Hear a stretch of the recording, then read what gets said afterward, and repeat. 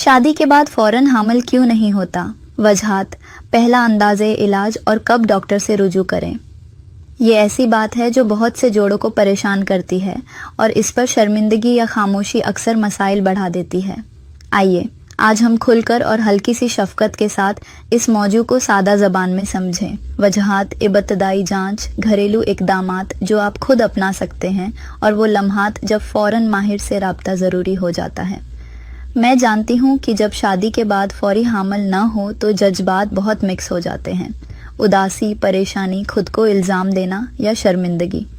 मगर सबसे पहली बात जो मैं आप सबसे कहना चाहती हूँ वो ये है, आप अकेले नहीं हैं और ये कोई शर्म की बात नहीं। दुनिया भर में जोड़ों का एक बड़ा हिस्सा कुछ न कुछ वक्त लेने के बाद हामला होता है और कुछ को तिब्बी मदद की ज़रूरत पड़ती है। ये तिब्बी मसला है और इसका हल मुमकिन है। आइए सबसे पहले ये समझें कि आम तौर पर हामला होने में कितना वक्त आम समझा जाता है। आम तौर पर अगर आप 35 साल से कम हैं तो 1 साल तक बगैर किसी रोक टोक के कोशिश करने के बाद अगर हामला ना हो तो तिब्बी जांच तजवीज़ की जाती है।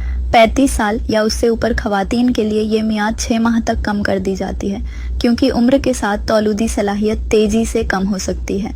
अब हम बात करते हैं वो बुनियादी वजहात जो शादी के फ़ौरन बाद हामिल न होने का सबब बन सकती हैं। याद रखिए, ज़्यादातर जोड़ों में वजह एक ही नहीं बल्कि मर्द और औरत दोनों आंसर का मजमुआ भी हो सकता है। मैं अहम आंसर आसान ज़बान में दर्ज कर रही हूँ। ओव्यूलेशन या वीज़ा रिलीज़ के मसाइल, यानी माहवारी के चक्कर में बाकायदगी ना होना या अंडा बाहर ना आना।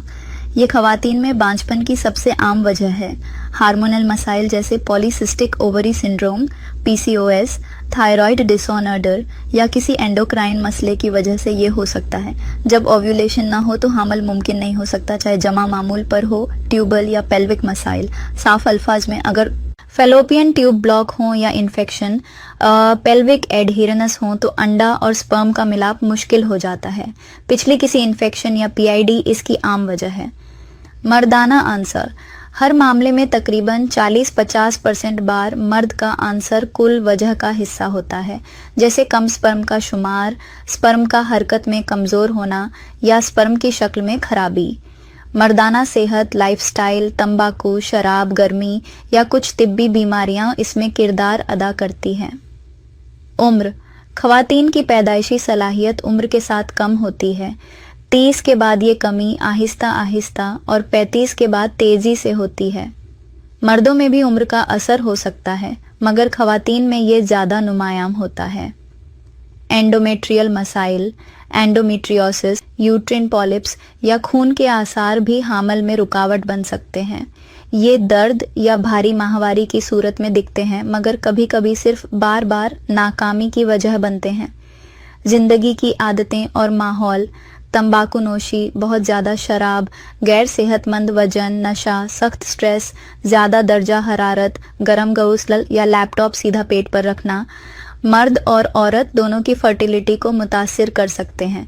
गैर वाजह वजहात, कभी कभी तमाम टेस्ट होने के बावजूद भी वजह ना निकले, इसे अनएक्सप्लेन्ड इनफर्टिलिटी कहते हैं, मगर ऐसी सूरतों में भी इलाज मुमकिन होता है। अब जब हमने वजहात का खुलासा समझ लिया तो अगला काबिले अमल मरहला है इब्तदाई जांच और तशख़ीस। याद रखिए, ये आम रहनुमाई है। हर जोड़ों के लिए तफसीली फैसला डॉक्टर उसकी तारीख देखकर करेंगे। आम तौर पर इब्तदाई जांच में ये चीज़ें शामिल की जाती हैं। मर्द के लिए सीमन एनालिसिस, स्पर्म की मात्रा, हरकत और शक्ल की जांच। ये टेस्ट मर्दाना सबब का पता लगाने के लिए सादा और मुफीद पहला कदम है। औरत के लिए ओव्यूलेशन असेसमेंट, माहवारी की पैरवी, बेसल टेम्परेचर या हार्मोन लेवल टेस्ट जो बताते हैं कि क्या आप ओव्यूलेट कर रही हैं या नहीं।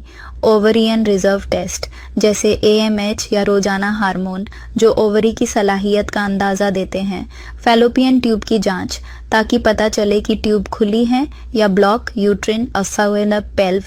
एक अल्ट्रासाउंड, रहम की सूरत, पॉलिप्स या एंडोमेट्रियोसिस के आसार के लिए।